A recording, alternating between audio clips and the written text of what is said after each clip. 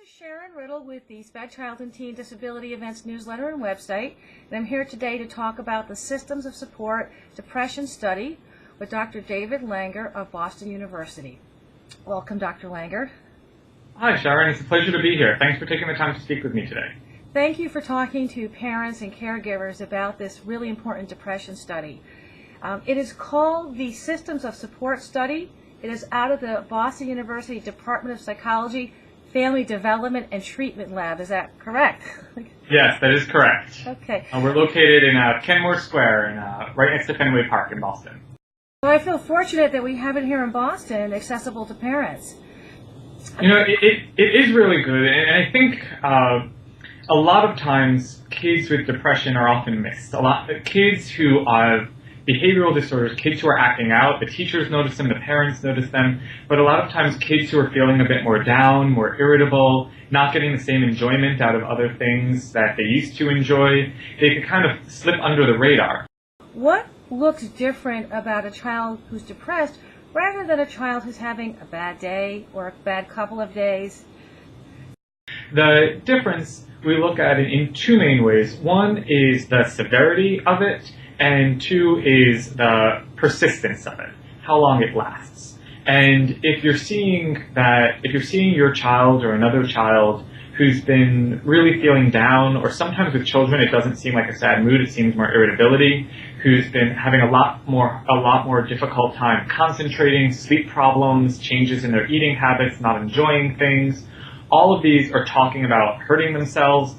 All of these things are representative of a severity that's more than the kind of standard and typical having a bad day. And if it's going on, if it's lasting for most of the day, for a period of 2 weeks or longer, then I think it's something to take very seriously.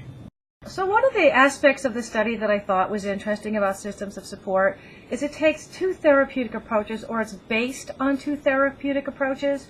And I was hoping you could share with families, again, what those two approaches are and how they can help your child.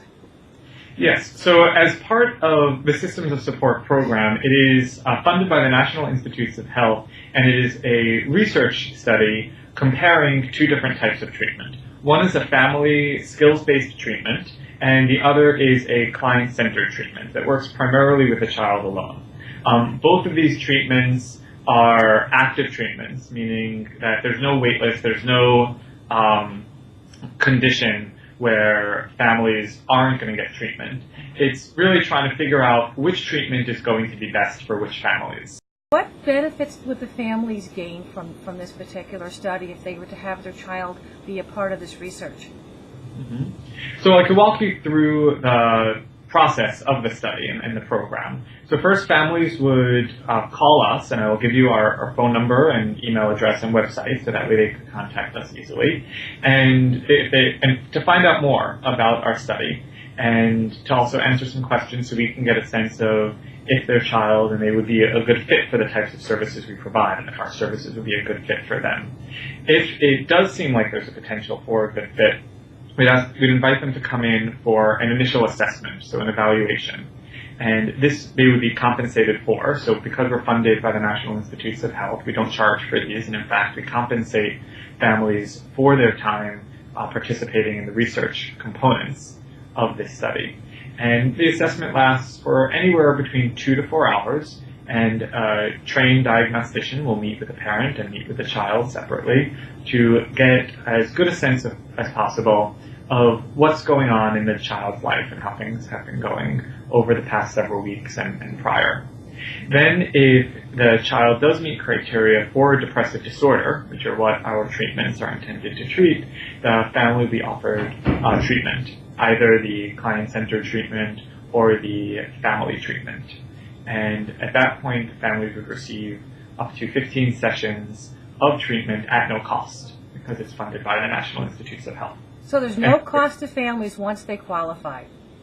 Yes. And if at any time families are free to withdraw, there's no commitment. At no point do they need to say, well, we agree to come to all of these. It's always up to them. And in circumstances where families where we find that the child doesn't meet criteria for depression, or in another treatment setting would be more appropriate, then we work with families to provide them with appropriate referrals.